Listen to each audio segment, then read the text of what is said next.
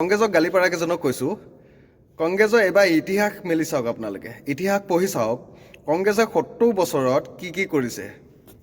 70 বছৰত দেশৰ মানুহৰ কাৰণে বা কানুন কি আনিছে আপোনালোকে জানেনে? একো নাজানে। চাওক, মই আজি লৈ আহিছোঁ। কংগ্ৰেছে পাকিস্তান বনালে মুছলমানৰ কাৰণে, কংগ্ৰেছে বাংলাদেশ বনালে মুছলমানৰ কাৰণে, কংগ্ৰেছে 370 ধাৰা বনালে মুছলমানৰ কাৰণে, কংগ্ৰেছে আলোপ সংখ্যা বিল লৈ আহিলে মুছলমানৰ কাৰণে, কংগ্ৰেছে মুছলিম পাৰ্চনেল ল' ভোট লৈ আহিলে মুছলিমৰ কাৰণে, কংগ্ৰেছে আলোপ সংখ্যা মন্ত্ৰালয় বনালে মুছলিমৰ কাৰণে, কংগ্ৰেছে বাঘ ভোট বনাই দিলে মুছলমানৰ কাৰণে, কংগ্ৰেছে আলোপ সংখ্যা 20খন স্কুল বনালে মুছলিমৰ কাৰণে, কংগ্ৰেছে প্লেচ অফ বক্সিট এটা লৈ আহিলে মুছলমানৰ কাৰণে, কংগ্ৰেছে এণ্টি কমিউনিয়েলছ এখন বিল লৈ আহিলে মুছলমানৰ কাৰণে। আৰু এইখন আইনক বিজেপিয়ে 2বাৰ বিৰোধ কৰিছে সংসদত একত ৰখাবৰ কাৰণে। এখন বিল পাছ হোৱা হয় ভাৰতত 10 বছৰত হিন্দুৱে নাথাকিলে হয়, খতম। আৰু আপুনি কেনেকৈ ক'ব পাৰে কংগ্ৰেছে বেয়া কাম কৰি আছে, কংগ্ৰেছে ভাল কাম কৰাই নাই? মইতো কংগ্ৰেছক ৰাম কৈছোঁ, কংগ্ৰেছকতো চালাম দিছোঁ। কেনেকৈ ক'ব পাৰে আপুনি কংগ্ৰেছে দেশৰ কাৰণে একোৱে কৰা নাই? এইবিলাকতো দেশৰ ভালৰ কাৰণে কানুন বনাইছিলে ন। দেশৰ হিন্দুৰ কাৰণে কিমান ধুনীয়া ধুনীয়া কানুন লৈ আহিলে।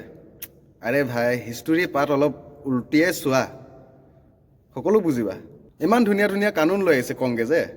মইতো বহুত খুচ হয়, কংগ্ৰেছে ইমান ধুনীয়াকৈ ভাৰতৰ জনসাধাৰণৰ কাৰণে ইমান ধুনীয়া ধুনীয়া কানুন লৈ আহিছে।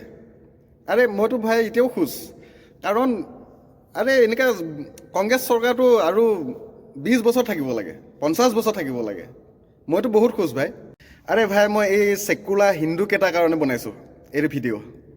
বাংলাদেশী লুঙিৰ তলত আৰু ৰোহিংগীয়া লুঙিৰ তলত সোমাই ইহঁতৰ মানে একোৱে দেখা নোপোৱা হ'ল। আৰে ভাই, ভিডিঅ'টো অলপ চোৱা, অলপ বুজা।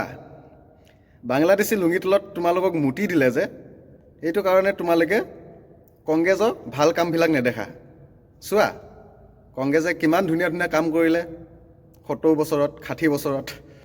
কংগ্ৰেছৰ থিংকিংটো ক'ত, মেণ্টেলিটিটো ক'ত?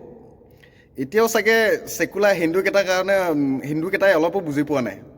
लास्ट में एक बात बताता हूं मैं, कांग्रेस ने यही चाहता था भारत में सनातन को, हिंदुओं को पूरी तरह खत्म कर दिया जाए और देश में 2 ही धर्म रहता है, एक ईसाई रहता और एक इस्लाम रहता, और इन दोनों में जो एक ही ताकत पर होगा वही भारत में राज करता। क्योंकि अभी तक सेकुलर को ये बात समझ में नहीं आएगा, क्योंकि उन लोगों को बांग्लादेशी रोहिंग्या ने आग में पेशाब कर दिया है, इसलिए समझ में नहीं आएगा।